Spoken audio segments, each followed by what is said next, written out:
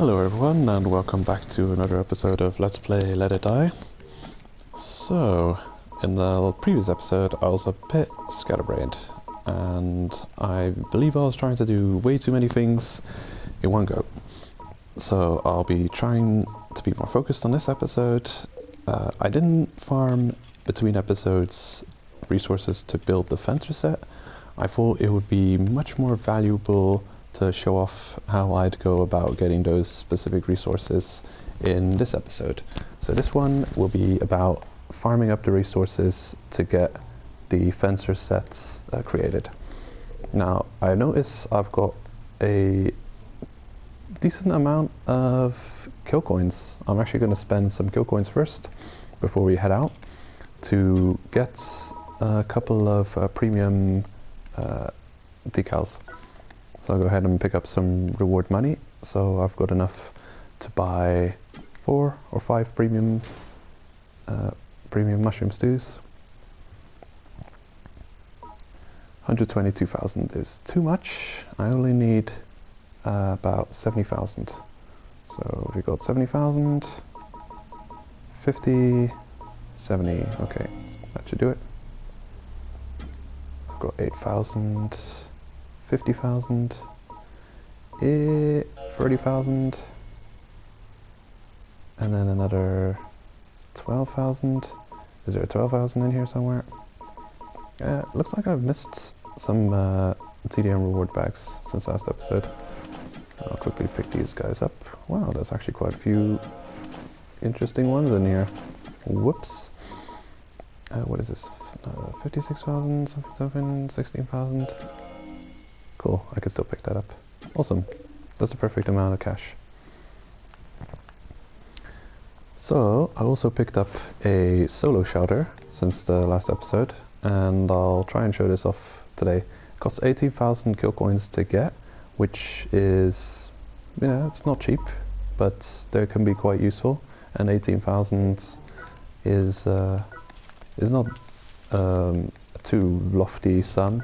Like, for instance, the whatchamacallit here, the tryptamine D, which I almost never purchase, and maybe have never purchased. I'll show it off at some point, but it costs 120,000. It takes you back to the waiting room when used, but yeah, at such a cost, it's very, yeah, that's half a Forceman armor there. So, let's see, good to go.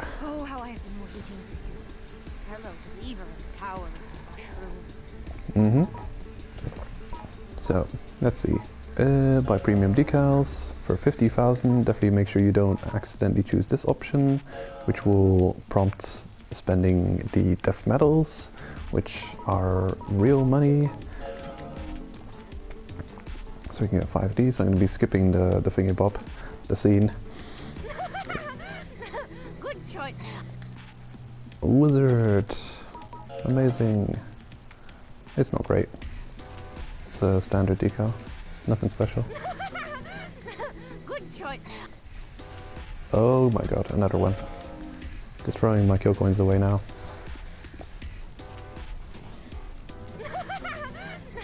Good choice. Superhero, another one. Nice. That's a useful premium to have, because you can stack it with its non-premium counterpart. Fancy enthusiast, awesome.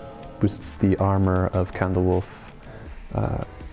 armor. I guess boosted defense of Candlewolf armor, I should say. Good choice. Good. That's fine. I've got the Raging Bull premium. Now I have the Bull premium, I believe. So those could be useful. Nothing to write home about.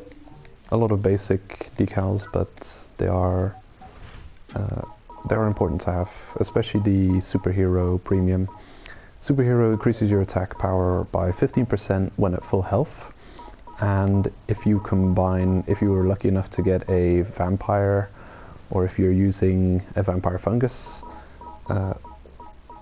any kind of lifesteal, or if you've got any way of keeping yourself topped off at health, then you'll get 50% increased damage, and stacking that with the non-premium will give you 30% increased attack power. Which can be, yeah, it can win you some fights. Okay, gotta be off now. So, when leaving for the tower, prepare yourself.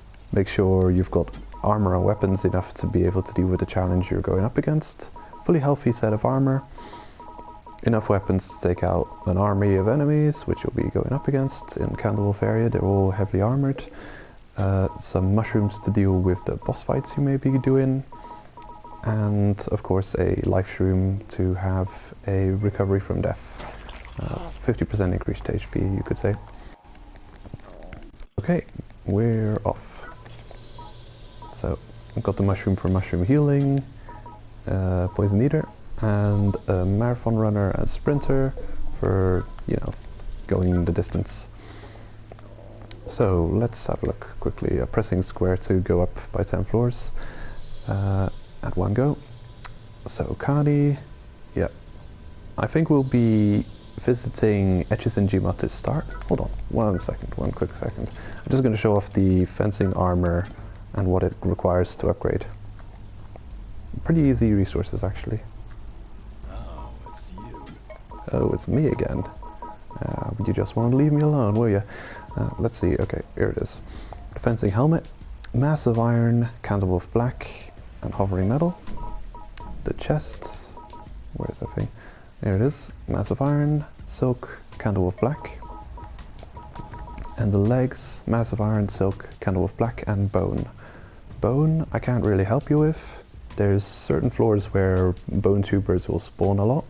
From 1 to 10 floor, I'm pretty sure I got a video on my channel with a location for bone tubers. I think on floor 9 somewhere, either floor 9 or floor 8. I'm not exactly sure, but yeah, just make sure to always pick up bone metal when it drops. It's important to pick up. We'll be farming Candlewolf black, silk, and massive iron, because those are the main resources required to make this set. I'll show you where I would go to pick up all of those resources. The armor, I've seen pictures of it. Looks pretty effing sweet, gotta say. Quite cool, and not too difficult to get. You just have to spend a little bit of time in TDM. I'm sure people, even early game, very early game, could get it. Right. Although, yeah, you wouldn't be able to upgrade it until you'd reach Candlewolf, would you? Because of the resource cost. Well, anyway, it's like the midway point in the game anyway, for tower climbing. So, first place we're going to stop off at is Ukongoka. Have a look for some cloth. From there we'll move on to Etches and Jiba, and then we'll go up to Kani, and go from Kani down 1 floor. And man, I hope we can we can do that all in this episode, because time just flies by when playing this game. The banner at the bottom. New exclusive equipment added to Lost Bags. Winter Whiteout.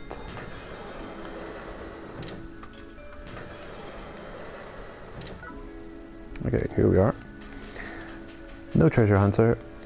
No crutch, unfortunately, but we've got a lot of running. Please don't.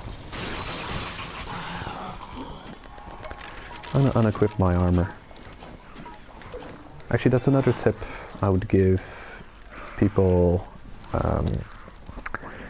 If you're playing a collector and you're going for both boss kills and floor clears, a trick you can use is have a very strong, healthy armor set you use exclusively on the boss, and then also have, this is a cloth-only type floor, floor 12, so I'm looking for the silk here.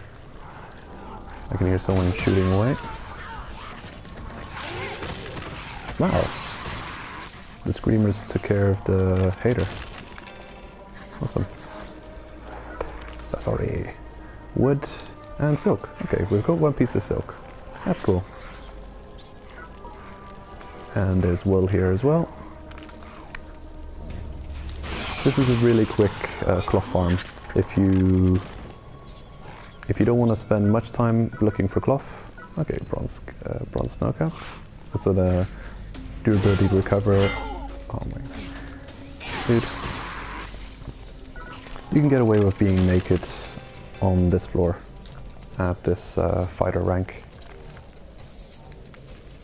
because of your natural vitality. 73 vits is enough to block the damage from the weapons on these floors without worrying about wearing armor. So I took my armor off so I can take the armor breakage element away from the gameplay on this floor. But I'll be re-equipping it now since we're going to Candlewolf next. So yeah, have a set of armor you wear dealing with the enemies on a floor, a particular floor, and then have a stronger armor set you bring with you and equip it just to deal with the boss, your best armor. So yeah, after that boss you can take it off again and just keep using that set of armor you're using on boss kills, exclusively for the boss kills. Let's save you a bit of kill coins. Right, our next stop, Etches and Gma. So we're on the cloth only type floor, Ukongaoka. I've got a few cloth farming videos on my channel, like short and long routes for cloth farming. But yeah, there's quite a few cloth only type floors in game. There's a floor where I often find more silk than this one, but it's more difficult to get to. It's floor 8. What's it called? I forget the name. I'll have a look in a minute. Check the map. So Candlewolf Black is an easy resource to farm. It's Candlewolf, so it'll drop from Goto, since the metal types on boss drops depend on the boss. Cohen will drop Dodd, Jindai, War Ensemble, and Goto for Candlewolf. Metakoya is the name. Metakoya is another good cloth floor if you don't mind exploring a large floor. You could add that to your cloth farming routes. You can check Ukongaoka and Metakoya. I often find more silk in Metakoya than Ukongaoka. So, an easy trip to the boss. This makes Candlewolf Black a very fun and easy resource to farm. Just quick run from the elevator. Goto will always be from to the left of the elevator, and yeah, very quick farm. So we'll say hello to our old hamster friend. Got the weapon damage, the armor, defense to deal with him easily, even on a collector.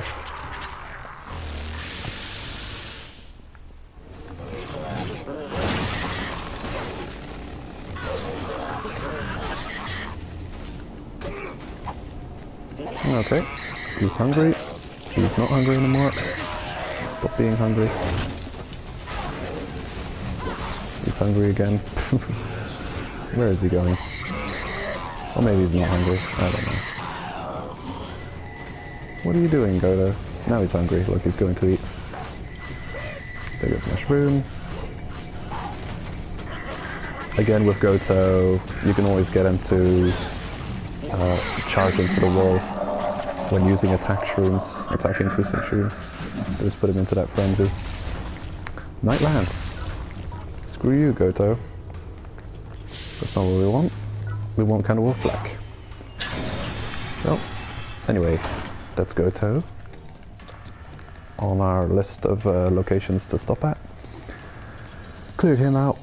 We'll be farming the hell out of him using our overpowered striker later. What's that noise? Is that you? Wow, you make a lot of noise. I didn't realize.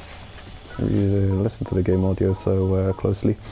Anyway, next stop, Kani, the beautiful mixed material floor with many material spawns. That's a great farming spot for all things Candlewolf material related.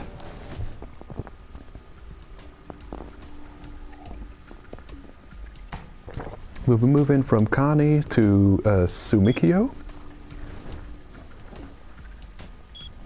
Oh yeah, before I forget, I have to show off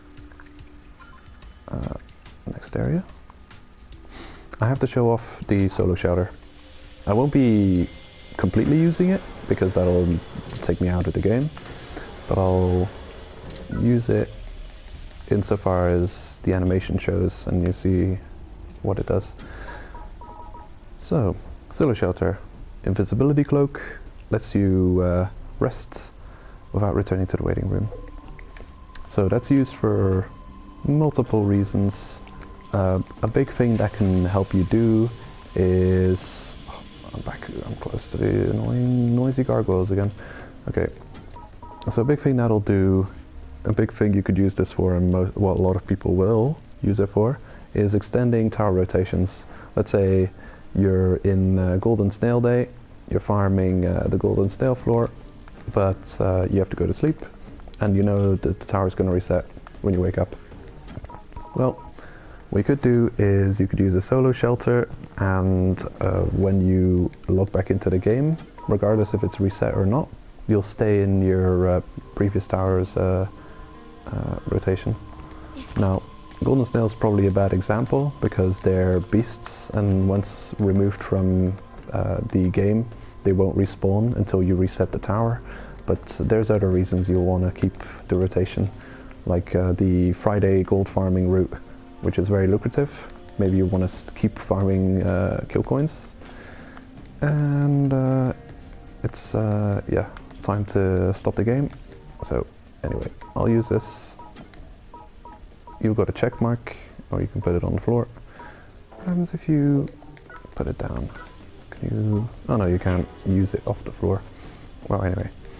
So, you, how you'd throw items away, you select it, and then you press yes.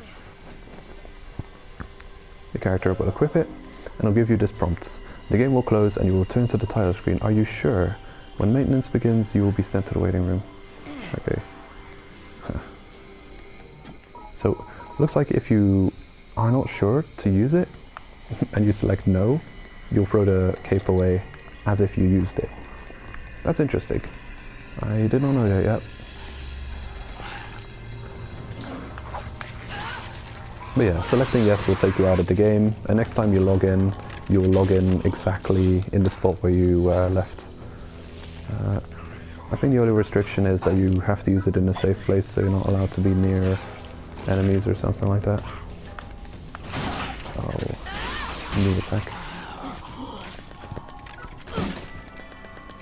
Looting all the red chests. We can still find stuff. Alright, aluminium engine part. I do want to pick that up.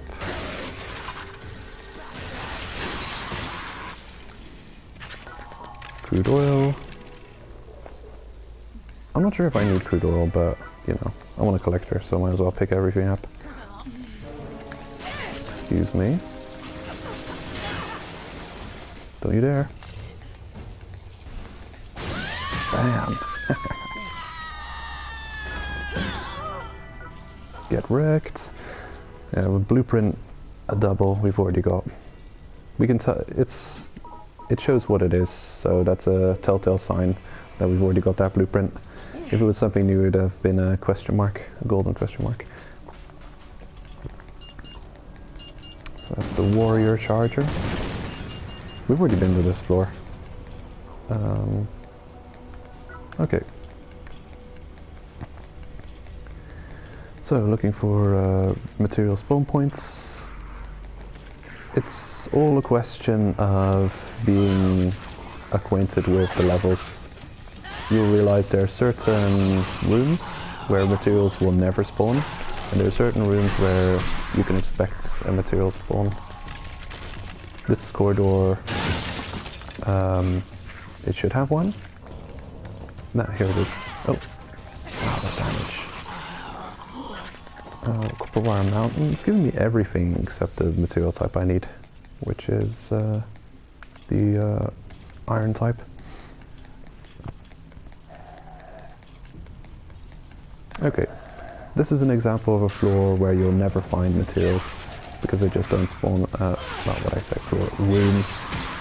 This is a room where you'll never find materials. You'll find only mushrooms and beasts spawning in this floor. Room. Spawning in this room.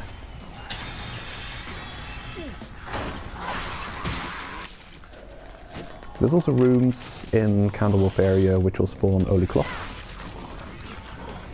Like, I don't think we're seeing one here, but in the floor we just came from, Etches in Jima, somewhere on that floor there's a lobby room with 2 floors. It's got a balcony lining the side of the wall, and it's an egg-shaped room. And it's got a bunch of bullet tubers in it.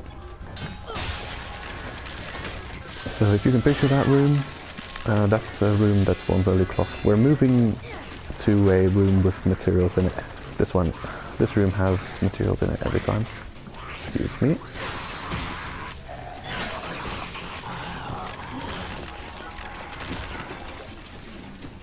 Remember a few episodes ago we couldn't fight these guys? Now we can kick their ass. The drill arm. Awesome weapon. It's become one of my favorites. Here it is, the massive iron bolts. I wouldn't say you could expect massive iron on this floor, but it's a large floor and it has quite a few resource points. And it's a mixed material, so when you do find a resource you're looking for, the outline, you can be sure that it will be the grade of Candlewolf, the type you're looking for. Aluminium engine parts.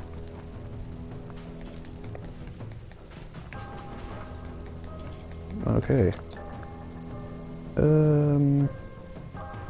Yeah, this is a large floor with 4 exits, so this might have to be 2 episodes long. What do we got here? Oh, nice.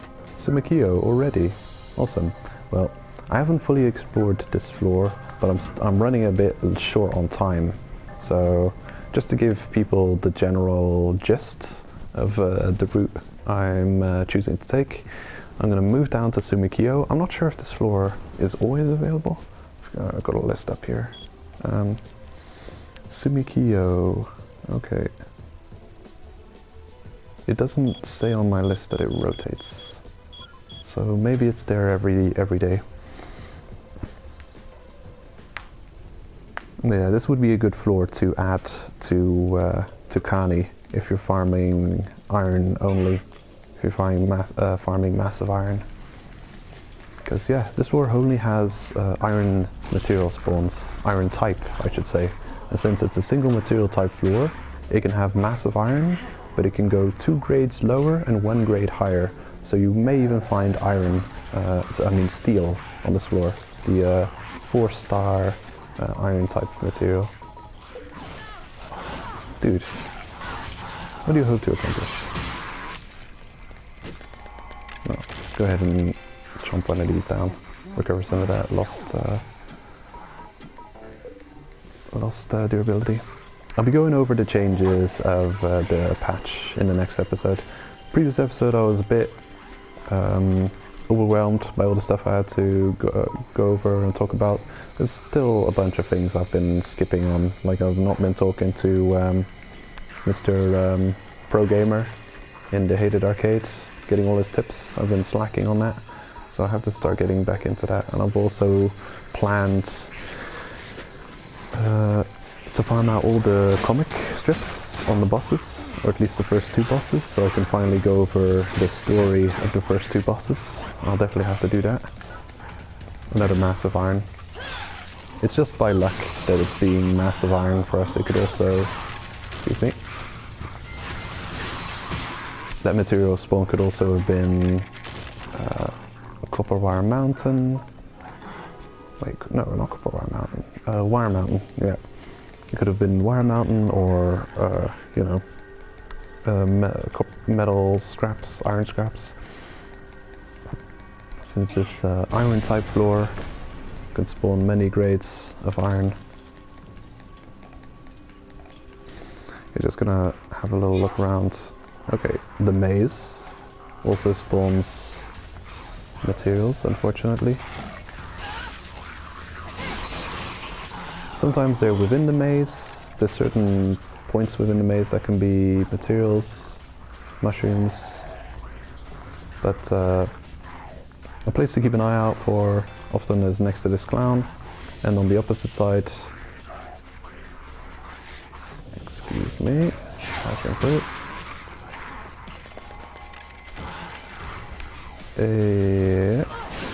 Gotcha. Here's another good material spawn point. There could be a material on this side and on this side of the maze entrance from this direction.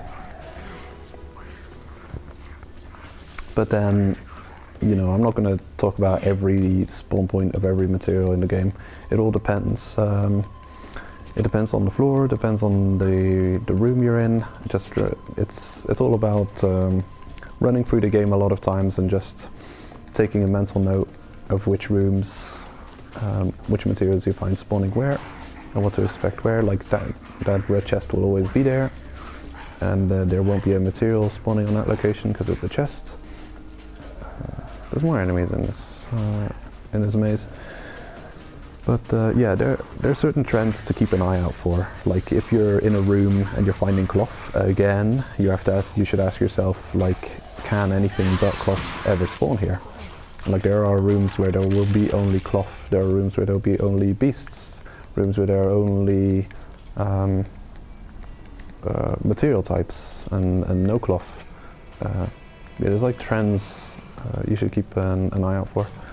Alright, so we'll probably be clearing this floor out.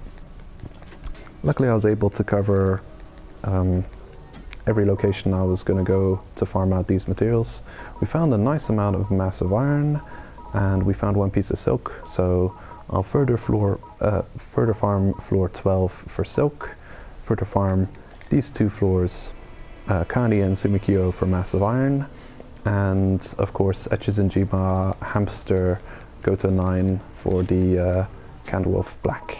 And I'll do that between this episode and next, and we'll start next episode off going over all of the changes that have happened in the January 15 patch, Winter Whiteout. Just trying to go over everything, showing off the set, hopefully, and getting into TDM, all the good stuff. So, see you guys in the next one.